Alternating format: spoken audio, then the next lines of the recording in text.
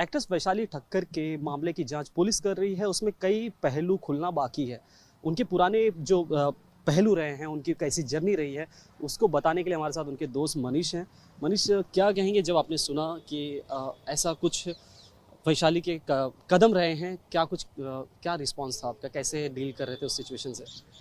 Honestly मुझे idea भी नहीं था एंड हमारा जो ससुराल सिमर का ग्रुप है उस पर किसी ने शेयर किया एंड आई थिंक सभी का वही रिएक्शन था कि we were in a state of shock because it's something totally unbelievable. Vaishali was a very, I'm not saying this because she's not with this. I think everybody will endorse this that वो एक happy soul, एक chirpy soul थी. And rather हम लोगों ने कभी आपस में साथ में काम नहीं किया. Generation leap हुआ, मैं निकल गया, and she entered the show. But we met at a party and she very fondly just walked up and she's like, अगर मैं आप शो करे होते तो आप मेरे चाचू होते. मैंने कहा really? मैंने कहा हाँ, इसलिए मैं निकल गया.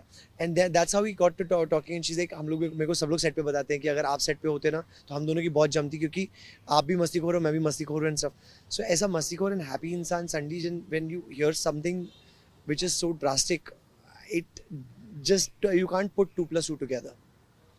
आखिरी बार कब बात हुई थी? कुछ इसके बारे में बताइए। आखिरी बार कब बात हुई थी, या फिर लगा कुछ ऐसा कि उनके मतलब कुछ स्ट्रेस है, परेशान है वो?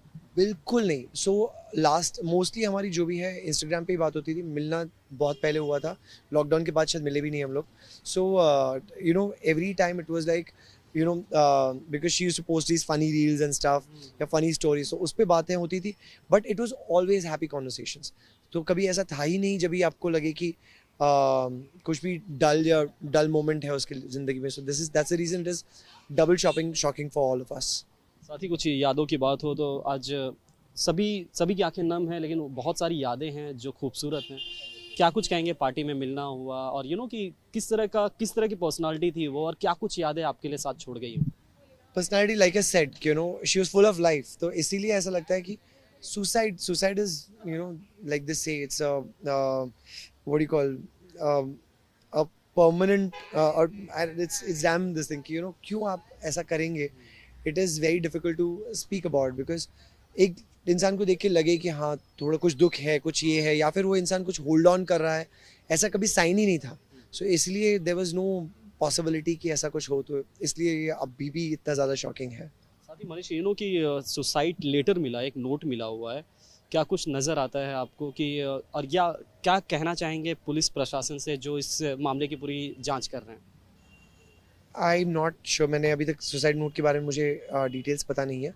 But yeah I mean it's just strange. तो I don't know. I think yeah they should look into it कि मतलब ये जेन्युइन है नहीं है, क्या है पता नहीं.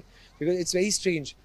लाइक आई सेड, कोई इंसान को देख के ऐसा लगे कि हाँ ये कर सकता है, पॉसिबली थोड़ा दुखी है या लाइफ में कुछ स्ट्रेस चल रहा है, या फिर कोई भी पुराने स्ट्रेस को होल्ड ऑन करके बैठा है, वैसा there was no sign of it from her, from whatever I know. तो इसीलिए आई फील कि क्या है, कुछ समझ में नहीं आ रहा है. साथ ही मनीष की उनकी फैमिली बहुत ही बुरे फेज से गुजर रही है इस वक्त। क्या कुछ उनके लिए आप कहना चाहेंगे? और कि वैशाली की एक फैंडम भी थी, फैन भी काफ़ी थे, उन्हें क्या कुछ आप कहना चाहेंगे? I would just say, may that happy soul rest in peace, because touch wood, she was a charmer, very happy person, very energetic person, and ऐसे लोगों का आई थिंक वैक्यूम ज़्यादा बनता है आसपास, क्योंकि वो चीज़ों को ज़िंदा रखते हैं. और I am sure it's going to be very difficult for their family and the fans. So I will just say may her soul rest in piece.